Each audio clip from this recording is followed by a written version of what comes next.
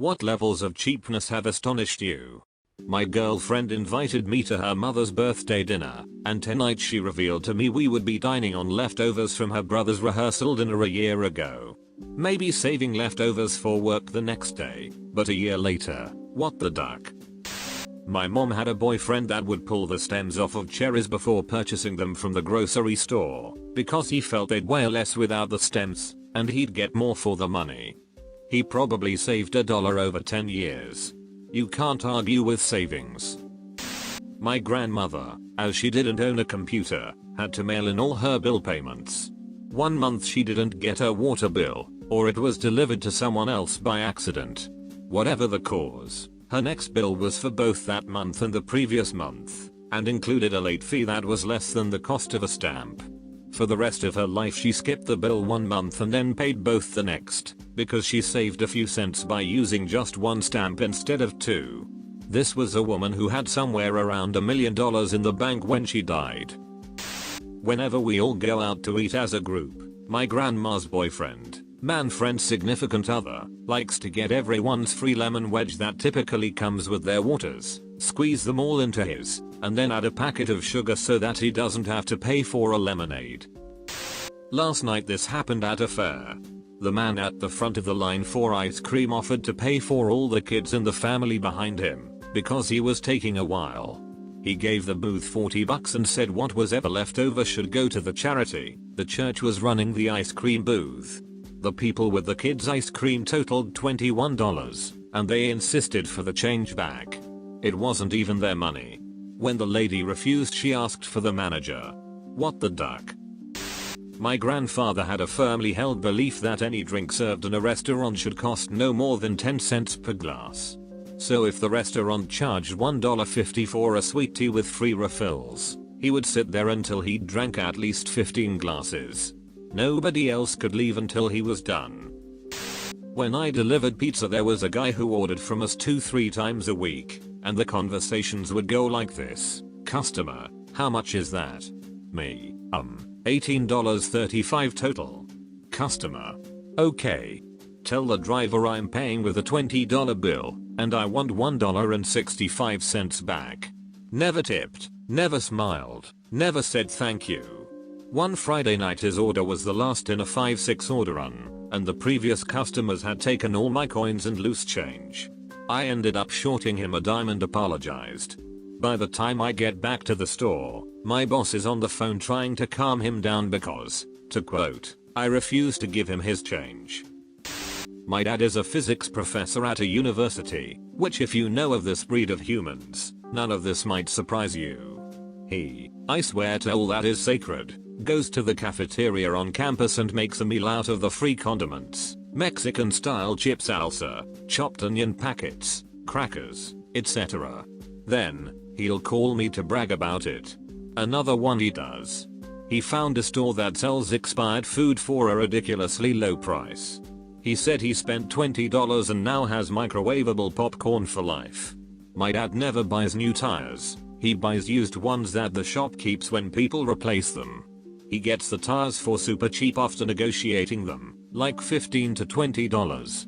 The best part is that he avoids driving to not waste gas, so much that the tires actually never wear out, they just rot. When he feels like splurging, he will buy a pork shoulder, which is a lot of meat, for about $7 to $10. He cuts off all of the meat and grinds it along with free condiments from a cafeteria into a cylinder shape that he wraps with shopping bags from a store. Then, he freezes it. When he wants some, he slices some pieces off like patties and sautés them, in its own oil of course. This will last him months. One time he called me while I was cooking. He asked me what I was making, and I said that I was cooking spaghettis. He said that spaghettis are about 3 times the price per mass as rice, and throwing away my money. He doesn't use toilet paper, just water, which is actually cleaner anyway. Saw a guy take money from the tip jar to pay for a muffin like it was nothing. Poor cashier was in shock, I guess because she didn't say anything. And this was from a cafeteria in an office building. Guy who did this was wearing an expensive suit. This would piss me off to no end when I worked at a coffee shop. The tip jar isn't a mandatory tip, it was exactly only for us when we went above and beyond for a customer, and they wanted us to have extra. I had people go, "Oh, I'm short," and just rummage through the jar for $2. I had to stop them more than once and tell them it isn't a free goodies jar for you to buy that extra donut, you cunt. My economics teacher in high school once told us that he adopted 2 Chinese girls instead of having his own kids because statistically, Asian girls eat less, so he would be saving a lot of money in the long run. I believe his exact quote was, "When we go to McDonald's, they can split one hamburger, and it's still better than the gristle they were eating in China." What a deal. This didn't strike me as being quite so racist until some time later. My mom and I once went to the cinema with a new friend of hers. As we were leaving, the friend found $5 under one of the seats, and then made us stay back in the empty cinema while she checked every row for any more fallen cash. My grandma would take my brother and sister to a restaurant, and instead of buying us milk, she'd make us drink the tiny creamers. We used to frequent a bar/club when we were younger, because they accepted our fake IDs and sold $1 beers on Friday nights. We were buying rounds of beers, and I'll never forget one of my mates coming up to me as it was my buy, and telling me that he would like to opt out of that round, and if I could just give him the $1 instead. I delivered pizza last fall for some quick Christmas money. We had a customer that, I was warned, didn't tip. The manager said he would order the cheapest thing on the menu, for delivery, not tip, required napkin/plate, and would demand his change. He lived 3 miles away in an ugly little trailer. I clearly remember each of his orders. My first time there he looked shocked, and said he'd never seen a girl driver. He had ordered 6 chicken wings and his order was $7.86. He tipped me $1. When I got back and told my coworkers, they were shocked. The next time I forgot the plate and napkins. He told me he needed the plate because he shared the wings with his dog. I had napkins in my glove box from Taco Bell. He asked if I had hot sauce from there too. He took everything I kept from fast food restaurants. In that short amount of time he told me that he was a disabled veteran, fighting to get his pension, and that his friend that has a business lets him clean the equipment and paid him a few bucks for it. The next time I paid for his food. The next I got to answer the phone and asked him, wouldn't it be cheaper to get a couple of cheeseburgers? He said yeah, but McDonald's didn't deliver. I did though, and got off work in 30 minutes. I don't work there anymore, but I still bring him food every so often. I had a bunch of cheap Bic pens when I worked as a server at Applebee's. I left one with a table so they could sign the receipt. I watched the dad sign it, get up, start walking away with his family, turn around 6 feet later, go back to the table, and pocket my pen. I went to a birthday dinner for my mother-in-law at a Filipino restaurant. Along with my wife and I, 4 of her friends were there.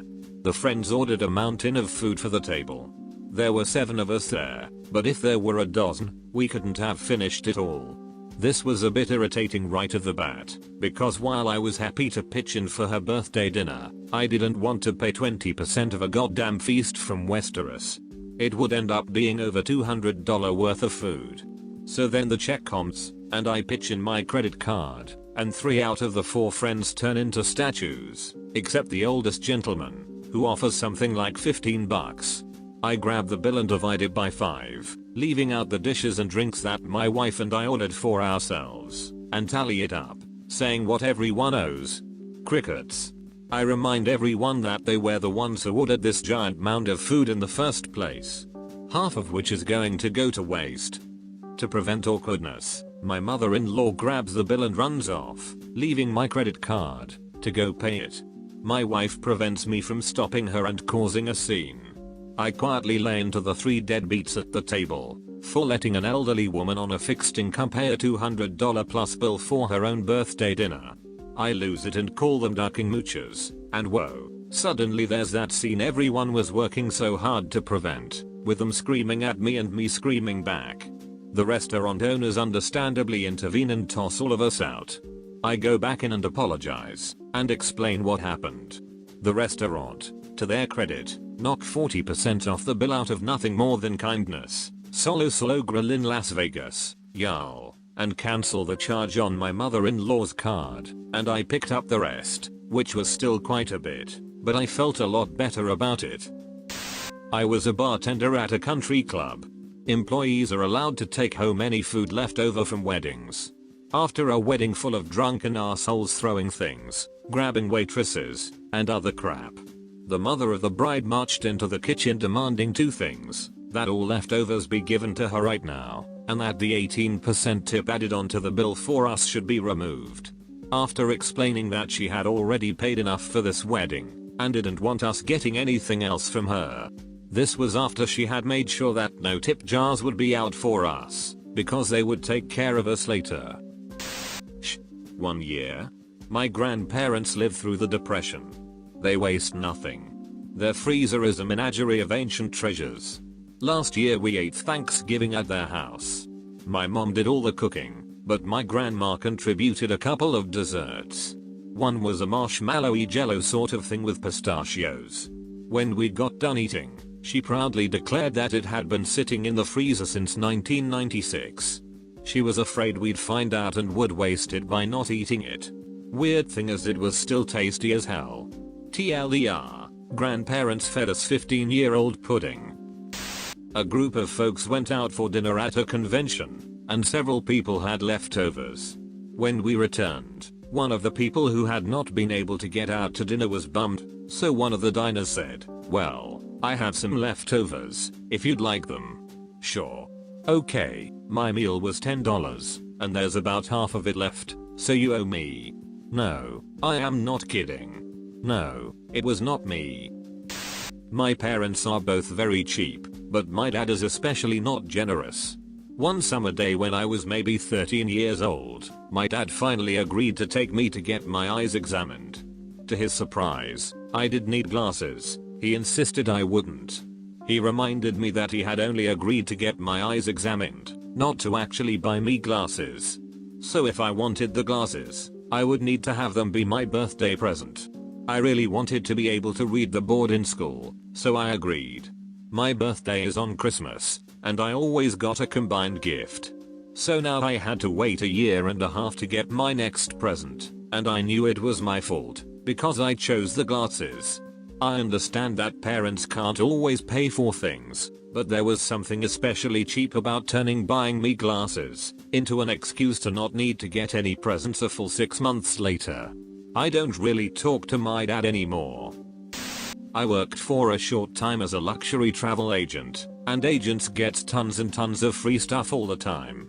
Every day there would be vendors setting up in the conference room for breakfast, lunch and afternoon snacks, which we got for free. We just had to go listen to the vendors pitch.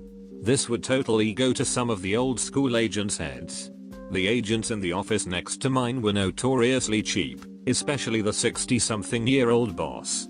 They would push their way into the conference room, throw their business card in the general director of the poor vendors, and take as much food as possible. Multiple plates piled high. I'd pass their office, and the food would be just sitting out on the desks uneaten. The boss was known for showing up at vendor-sponsored dinners and events with his wife, uninvited, and they'd bring plastic Ziploc bags and fill them with food from the buffet to take home. He made a ton of money, so it wasn't out of necessity, he was just insanely cheap and entitled. My favorite story about him was that our company used to go around the offices some Friday afternoons in the summer with an ice cream cart, and everyone would grab something. One each, because we're ducking adults in a professional workplace. Not this guy. He filled a manila envelope with like 20 ice creams, labeled in property of name, do not touch, and put it in the office freezer. My sassy coworker used to go steal ice creams from the envelope all the time for our office, just to spite him. Tasted so good.